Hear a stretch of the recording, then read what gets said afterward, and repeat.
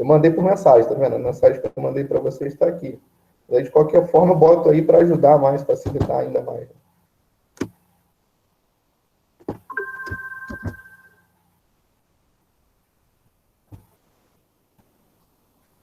Tá, então, para vocês entenderem bem detalhadamente aí qual é a proposta da atividade, vocês têm que ver esse vídeo aqui, tá?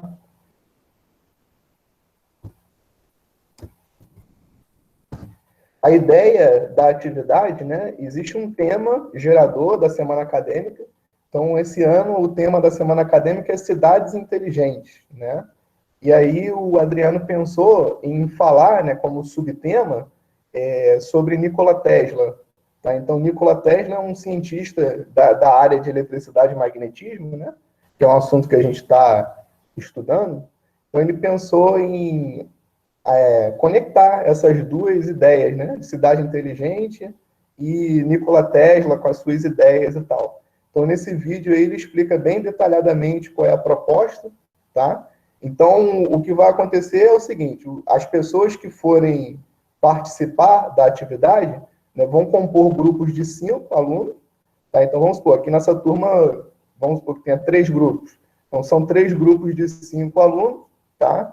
Esses alunos vão elaborar um trabalho com um tema baseado em Nikola Tesla, tá? Na vida de Nikola Tesla, na obra dele, na obra científica, né? E aí vocês vão enviar essa atividade para a gente, tá? Geralmente são atividades, no caso, a proposta é fazer um trabalho de pesquisa e enviar por PowerPoint, né? Fazer o trabalho em PowerPoint e aí vocês mandam para a gente, tá? E aí, o prazo para fazer isso, como o Adriano já havia conversado com as turmas dele na semana passada, e aí ele deu até o dia 23, mais ou menos, para poder entregar, né? A gente pode fazer o seguinte, a gente está começando a conversar sobre isso agora, né, na verdade, então eu posso dar para vocês um prazo até o dia 30. Então hoje são dia 10, né? Hoje é dia 10 de agosto. Se a gente tiver aí até o dia 30 para fazer atividade, são 20 dias, né? Eu acho que dá tempo suficiente, tá? Então, vocês vão se inscrever num formulário que eu vou colocar daqui a pouco aqui, tá? No chat. Os alunos que quiserem, tá? Os que não quiserem, é só continuar fazendo as atividades da plataforma sem nenhum problema. Tá? Então, os alunos que tiverem interesse, os grupos, né? Vão se inscrever nesse formulário que eu vou colocar o link daqui a pouco, tá? E aí, depois, ao longo da semana, a gente vai passar os temas para cada grupo, do que vai falar cada grupo, tá bom? E aí vocês vão ter aí um período de mais ou menos umas 2 ou 3, acho que são 3 semanas, né? Para fazer a atividade, e nos nossos próximos encontros síncronos, da semana que vem e da outra semana, a gente pode estar discutindo qualquer dúvida, né, ou qualquer detalhe da atividade, tá? É importante vocês assistirem um vídeo, quem tiver o interesse de participar, né? Esse vídeo aqui do Adriano, que é um vídeo de uns 15 minutos, mais ou menos, onde ele dá ali a explicação bem detalhada de qualquer ideia da atividade, tá? Então, aquelas pessoas que forem participar, elas vão estar liberadas das atividades da plataforma, e aí a nota que vai entrar no bimestre vai ser a nota que o trabalho vai receber, tá? Então, são grupos de até não, né? São grupos de 5 pessoas, tá? Cada grupo tem que ter 5 pessoas, tá? Eu vou colocar para vocês aí o link, já mandei por mensagem, mas aí a gente coloca aqui também para facilitar.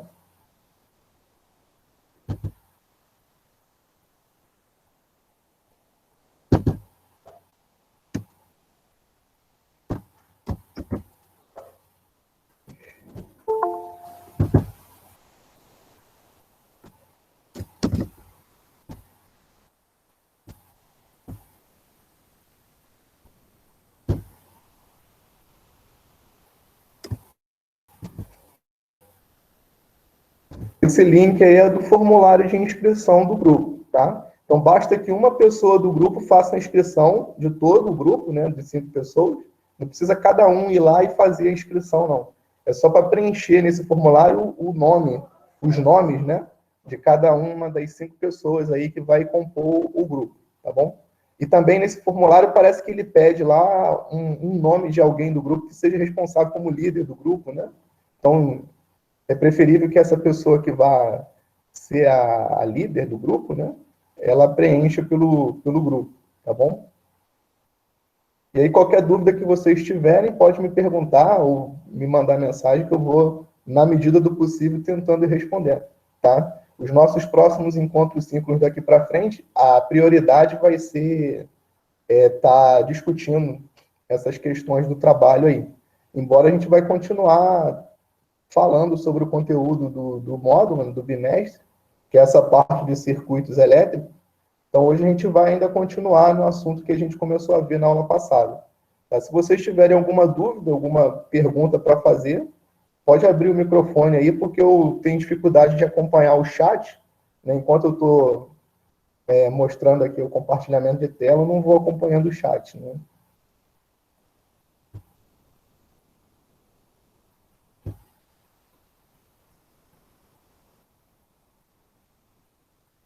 Tá? Então, só para ficar claro, para quem for entrar na atividade da semana acadêmica, né, da sala temática, né, vocês vão ter que fazer a atividade, o trabalho, a apresentação do PowerPoint aí, né, e mandar para a gente, tá?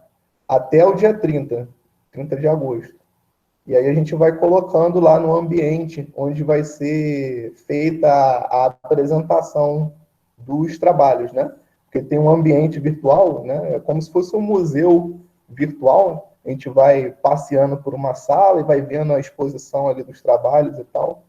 É onde a gente vai colocar o trabalho de vocês lá disponível, né? Para quem quiser ver na semana acadêmica, tá? Quem vai fazer a organização lá dessa sala vai ser eu e o Adriano. Na verdade, vai ser mais o Adriano, eu vou estar assessorando ele, né? E é um ambiente virtual, ele precisa de uma senha para entrar, né? Então, só eu e ele a gente vai ter a senha. Então, a ideia é que dessa vez é a gente, né, que vai organizar e decorar lá a sala, né, o ambiente onde é feita a apresentação das salas temáticas. Ao contrário do que acontece no modelo tradicional presencial, que vocês que fazem toda a organização e tal. Dessa vez vai ser a gente, né, por conta dessa dificuldade aí da pandemia e tal. Tá bom? Então, voltando aqui ao nosso assunto, né, que a gente está tratando aí nesse bimestre, que é essa parte de correntes elétricas e circuitos, a gente viu na aula passada, vale a pena a gente dar uma recordada aqui, no conceito de corrente elétrica, né?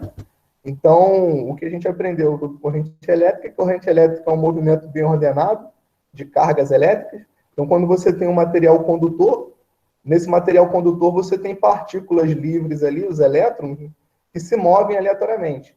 Daí, se você estabelece uma diferença de potencial, uma DDP, nesse material, né, nesse fio, esses elétrons que se moviam de forma aleatória, eles começam a se mover no movimento bem ordenado, tá? Que é o que está mostrando essa figura aqui. Então, você tem uma fonte de tensão, uma bateria, né? Que gera DDP, diferença de potencial, e aí essa diferença de potencial faz com que esses elétrons se movam de forma organizada, de forma bem definida, tá? Eles ganham uma certa energia, né? Essa energia é proporcional à tensão, à DDP, produzida pela pilha, e aí eles se movem dessa forma bem ordenada, tá? A gente aprendeu que a corrente elétrica é medida por essa regra, é determinada por essa regra, né? Então, você pega uma certa seção reta do fio, um ponto qualquer aqui do fio, e aí conta a quantidade de carga elétrica que atravessa essa seção num certo intervalo de tempo. A corrente elétrica é dada por essa razão. Você pega a quantidade de carga que atravessa a seção, divide pelo intervalo de tempo, isso dá uma medida da corrente elétrica. Tá? Então, a corrente elétrica ela é medida em ampere, né? Ampere significa coulomb, que é a unidade de carga, por segundo, que é a unidade de tempo. Então, se você tem uma corrente de 1 ampere, significa que atravessa pela seção reta do fio 1 coulomb de carga elétrica a cada segundo. É isso que significa, né, a corrente elétrica. É um fluxo, né, de carga, tá bom? A gente também discutiu na aula passada a questão do sentido da corrente. Tá? Se eu tenho uma bateria que tem um polo positivo de um lado, aqui nessa figura está o lado esquerdo, né? E você tem um polo negativo do lado direito, o sentido convencional da corrente é sempre do positivo para o negativo. Então, essa seta vermelha aqui, que a gente está vendo aqui em cima, está indicando o sentido convencional da corrente elétrica.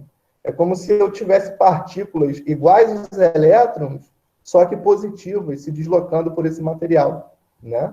Eles estariam indo do polo positivo para o polo negativo, tá?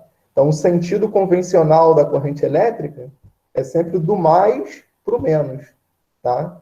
Que é o sentido oposto ao movimento real dos elétrons, né? Então, os elétrons eles saem do polo negativo, percorrem o fio e vão para o polo positivo, né? Aí dentro da bateria aqui, ou dentro da pilha, né? Por meio de reações químicas, você tem o retorno dos elétrons do positivo para o negativo, para essa corrente aqui ficar permanente, tá? Então, o sentido do movimento dos elétrons é sempre contrário àquele que a gente orienta a corrente elétrica convencional, tá? Então, se a corrente elétrica está apontando para a direita, porque os elétrons estão indo para a esquerda. E assim vai. Então, isso foi o que a gente viu na aula passada, né? Que está a unidade, ó, da corrente. Né? A corrente é medida em ampere, que é coulomb por segundo, tá vendo? E aí, na aula de hoje, o que ficou faltando para a aula de hoje, né? É a gente discutir a lei de Ohm. Então, a lei de Ohm diz como que funciona, de forma bem elementar, de forma bem básica, um circuito elétrico, né? Então, para você ter um circuito elétrico, você precisa de 3 elementos. Você tem que ter uma bateria, que é uma fonte de tensão, né? Que é aquele elemento que vai produzir a corrente elétrica no circuito. Se você tiver um fio solto e não está conectado aos terminais de uma bateria, esse fio não tem uma corrente elétrica estabelecida ali. Os elétrons eles estão se movendo aleatoriamente. Aí, quando você liga o fio numa bateria, numa fonte de tensão, esses elétrons começam a se mover no movimento bem ordenado, né? E no caso dessa figura é da direita para a esquerda, né? Daqui para cá, tá? E aí você tem uma corrente elétrica nesse fio. Só que você não pode simplesmente pegar o fio e ligar nos terminais de uma bateria ou de uma fonte de tensão qualquer e deixar por isso mesmo. Você tem que ter sempre um objeto ali no meio que ofereça resistência para o movimento desses elétrons, que é o que a gente chama de resistor. Aqui, no caso, é essa lâmpada que a gente está vendo aqui. Tá? Se você ligar os terminais de uma bateria por um fio, sem um resistor no meio, você está produzindo um curto-circuito. Tá? Não pode ser feito. Quando você liga os polos de uma bateria ou de uma fonte de tensão, você precisa ter uma resistência no meio do caminho dessa ligação aí. Tá? Então, se esse fio é um fio ideal, a resistência dele é 0, quando você liga os dois polos sem um objeto que dissipe, né, que transforme parte da energia elétrica em uma outra forma de energia, você vai estar produzindo um curto-circuito. Tá? Então, o circuito elétrico mais simples possível, ele tem 3 elementos. Ele tem a bateria, é a fonte de DDP, é a fonte de tensão, né? Você tem um fio para produzir a corrente elétrica, a conduzir a corrente elétrica, né? E você tem que ter um resistor. O resistor ele vai pegar a energia elétrica do movimento dessas cargas e vai transformar numa outra forma de energia. Então, essa lâmpada aqui está pegando essa energia elétrica e está transformando em calor, né? Que é essa mancha amarelada que a gente está vendo aqui. É a radiação de energia térmica na forma de calor. Tá? É isso que um resistor geralmente faz, né? Ele sempre, quase sempre, transforma a energia elétrica em energia térmica, em calor. Tá? Então, a gente vai discutir na aula de hoje a relação entre essas 3 grandezas. Na bateria, você tem a DDP, né? A tensão, que é medida em volts. Tá? Na resistência, no resistor, né, você tem a resistência, que é medida em ohms. Essa ferradura aqui, o ômega, né? E na corrente você tem um ampere, né? A unidade de corrente é ampere. Tá? Então, a lei de Ohm é aquela lei que relaciona essas três grandezas: tensão, resistência e corrente elétrica em ampere. Tá? Vou abrir aqui o slide da aula de hoje.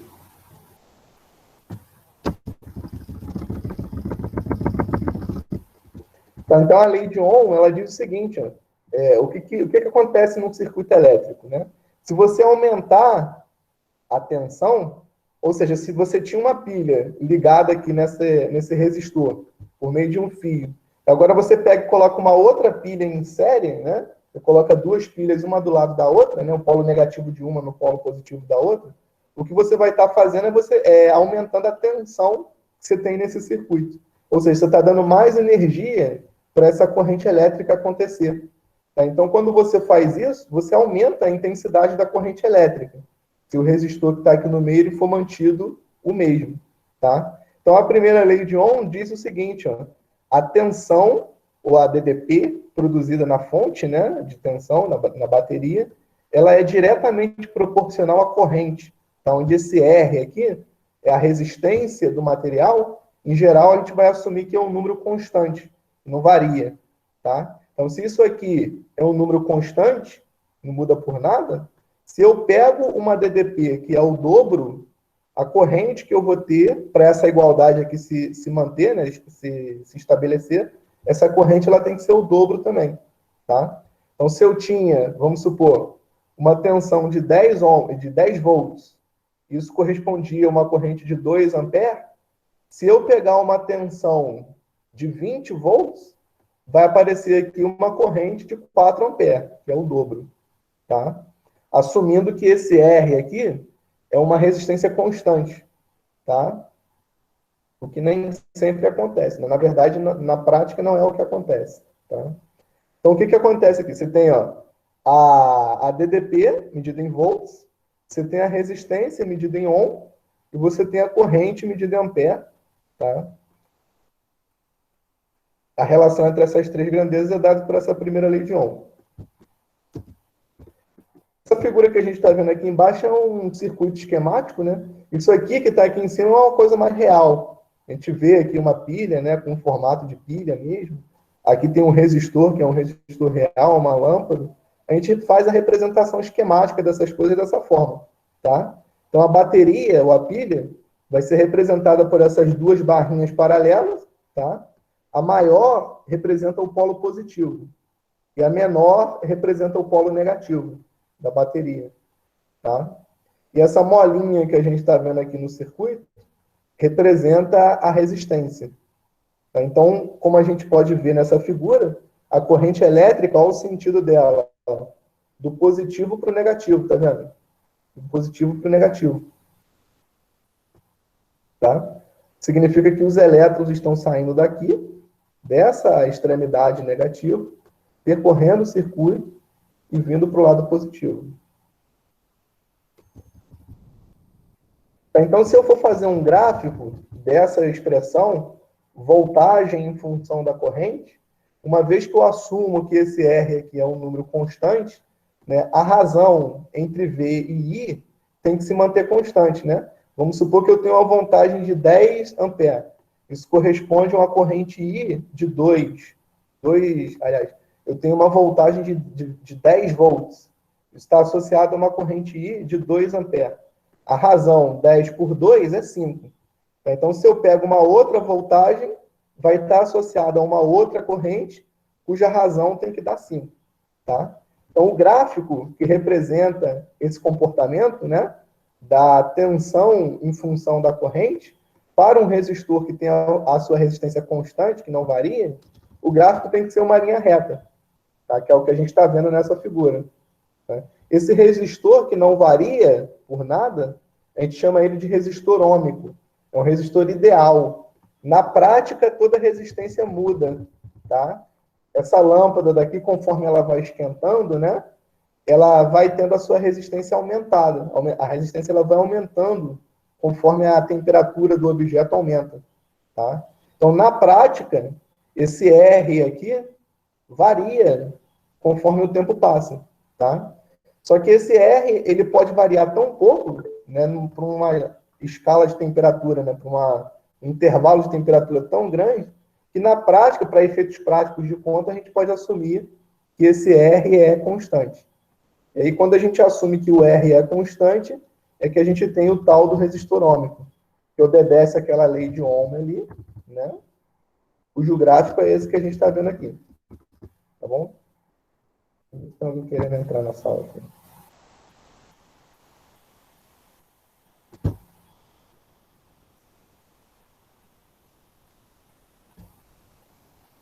Tudo bem.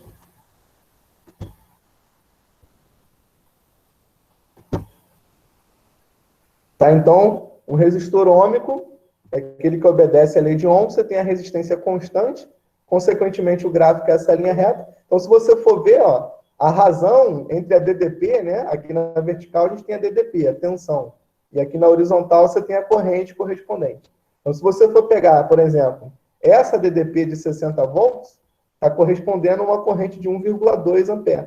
Você dividir um pelo outro dá 50, tá? Aí, se você pega uma outra DDP de 40 volts, está correspondendo aqui a uma corrente de 0,8 ampere.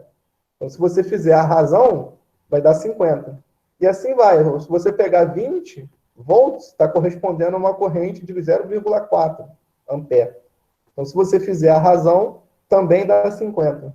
Então, nesse gráfico aqui, todo o valor de V, né, de tensão que você pegar e dividir pelo valor correspondente de corrente I, vai dar 50. Significa que esse R aqui, ó, o resistor ôhmico do seu circuito, é um resistor de 50 ohms, tá? É um resistor de 50 ohms. O R, ele é dado pela razão, ó, entre o V e o I, tá? Então, se eu estou num circuito que obedece à primeira lei de Ohm, que é aquela que a gente viu ali em cima, então eu tenho um circuito onde a resistência ela é constante. Daí vale essa regrinha. Então, a resistência ela é a inclinação dessa reta aqui. Ela mede a inclinação dessa reta. E quanto mais R, quanto maior o R, mais em pé esse gráfico aqui vai estar. Quanto menor o R, mais deitado ele vai estar. Tá bom? E aqui do lado de cá a gente tem a explicação aí, né, mostrando o comportamento de um resistor que não é ôhmico. Então, se eu tenho um resistor cuja resistência varia muito, não varia muito rapidamente, com o tempo, com a temperatura, o gráfico não vai ser uma linha reta. Ela vai ser, por exemplo, essa linha curva aqui para cima, parece uma parábola, né? Com a concavidade para cima. Tá? Isso dá uma indicação de que a resistência está aumentando com a temperatura ou com a corrente aqui. Tá?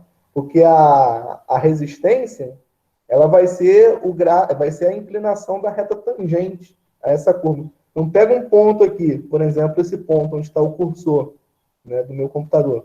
Se eu fizer uma reta tangente ali, essa reta tangente ela tem uma certa inclinação. Né?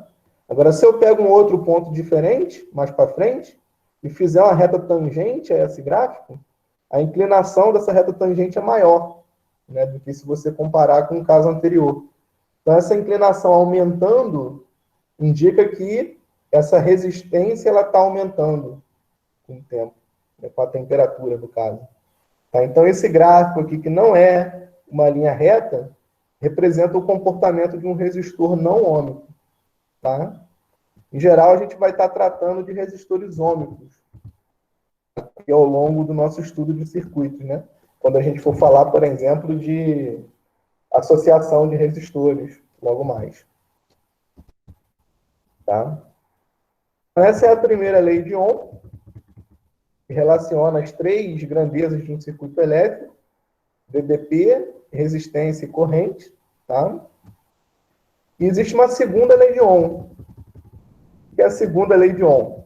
A segunda lei de Ohm é aquela que explica para a gente como é que a gente pode calcular a resistência de um resistor, né? Dado que eu conheço as dimensões desse resistor.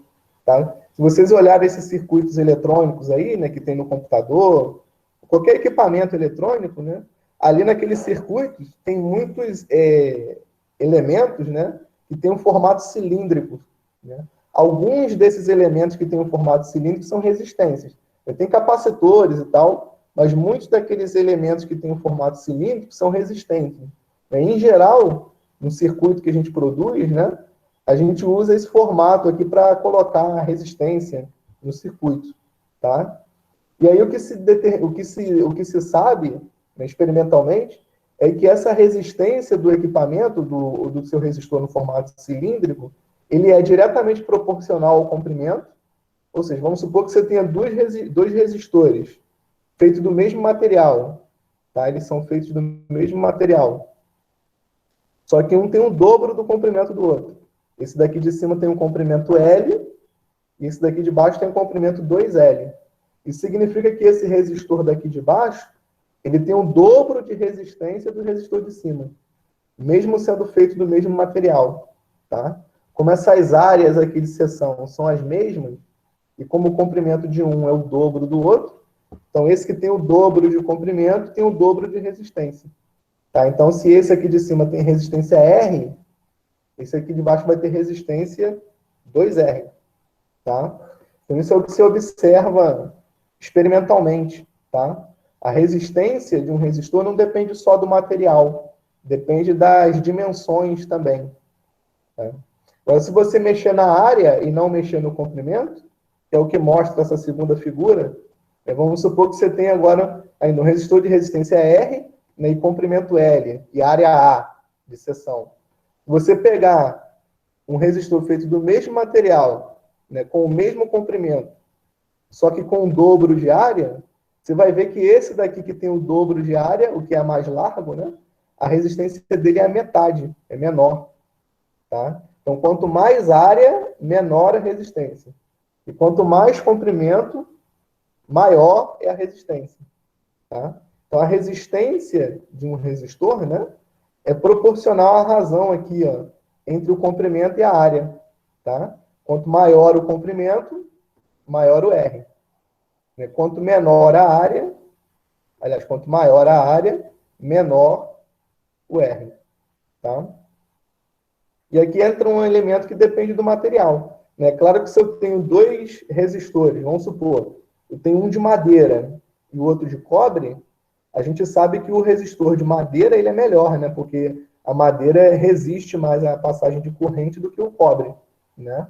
Então, se eles tiverem exatamente a mesma dimensão, né, o que vai mudar a resistência de um para o outro é o material.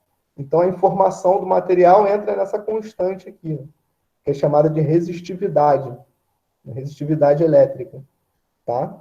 Então, a resistência, né, de um circuito, que geralmente tem esse formato cilíndrico, depende de três coisas.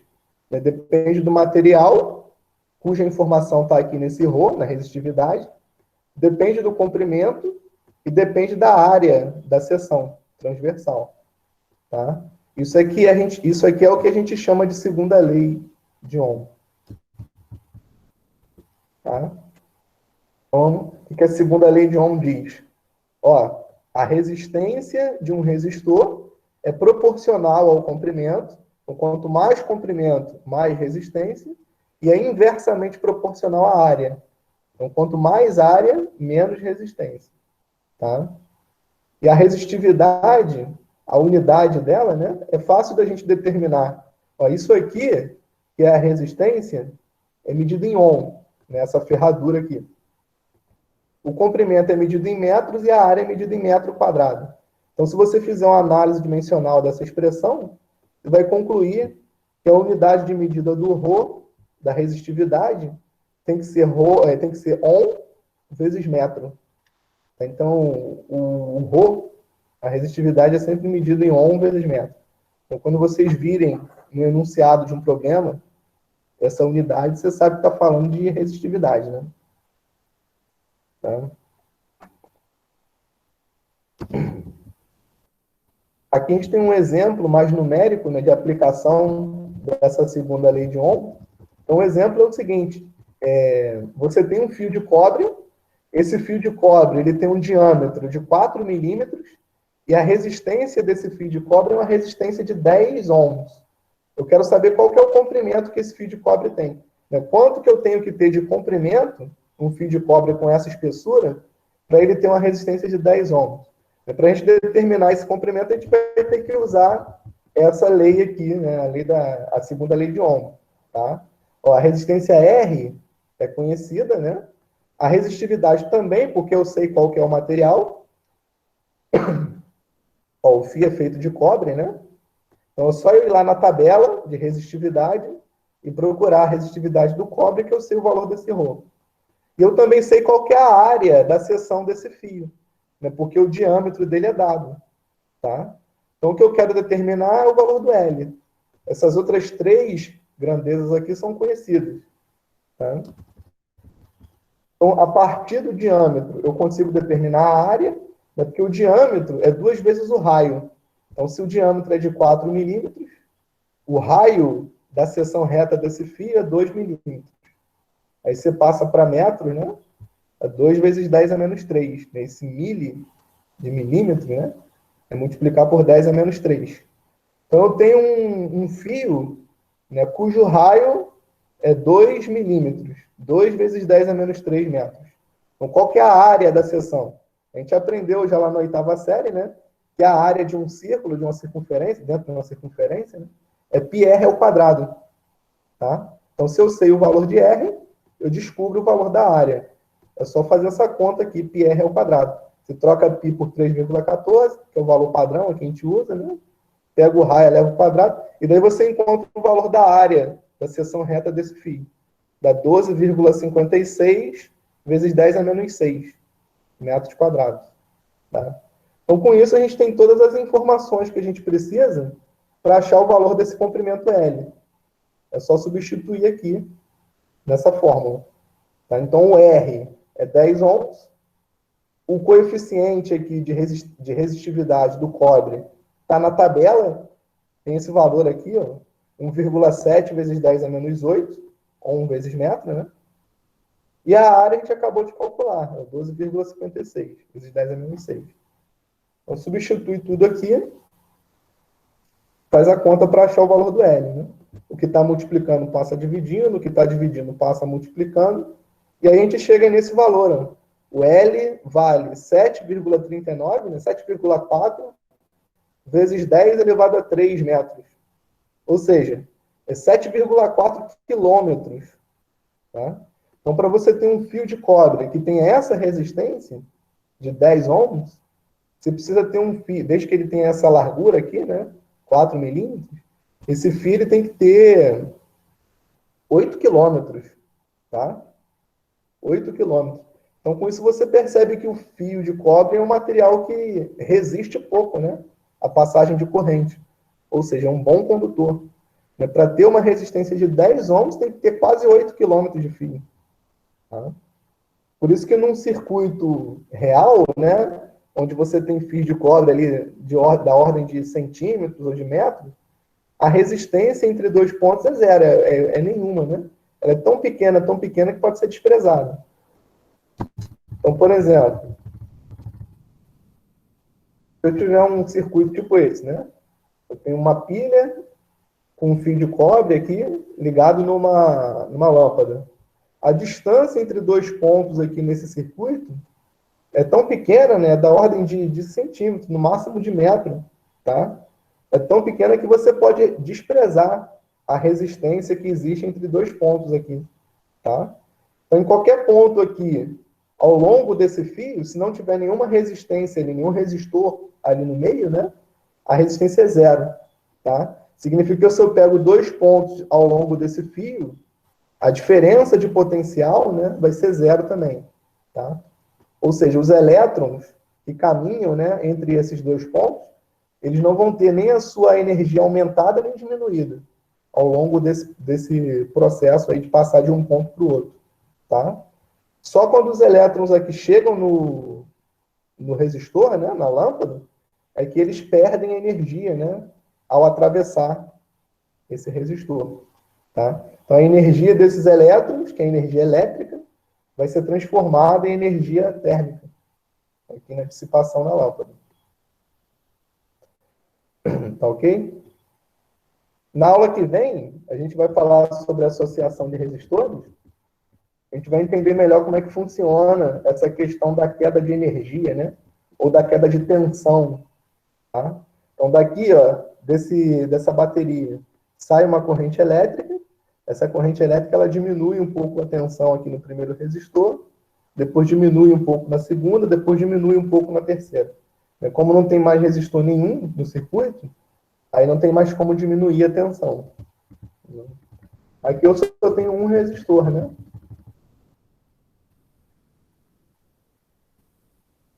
Então, a corrente que sai aqui do polo positivo encontra essa resistência, cai tudo que pode cair de tensão. Tá? Então, se aqui eu tenho um ponto a um certo potencial, que é igual ao potencial positivo aqui da bateria, do outro lado da lâmpada eu vou ter pontos com potencial correspondente ao lado negativo da bateria.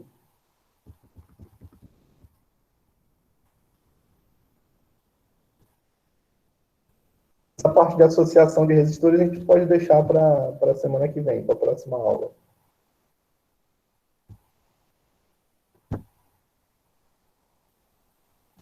Certo?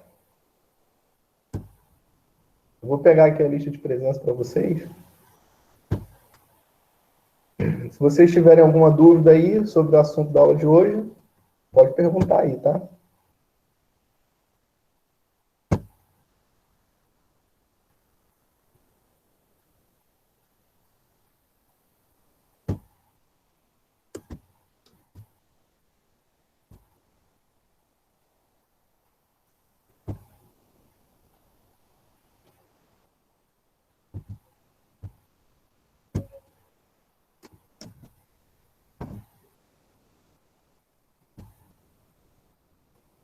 Os temas dos trabalhos da semana acadêmica, os grupos que forem participar, vai ser passado para vocês ao longo da semana, tá? Para vocês já ganharem tempo aí para poder fazer a atividade. Então, o Adriano vai passar para mim os temas e a gente vai distribuindo de acordo com o número de grupos que tiver participando e tal. Tá ok? Se vocês não tiverem nenhuma dúvida, nenhuma pergunta, por hoje já estamos liberados, tá?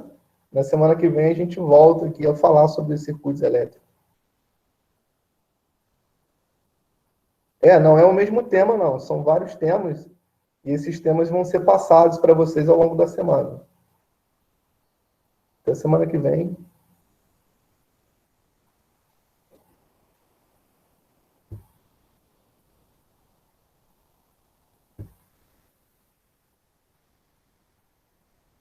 Bom dia. Até semana que vem.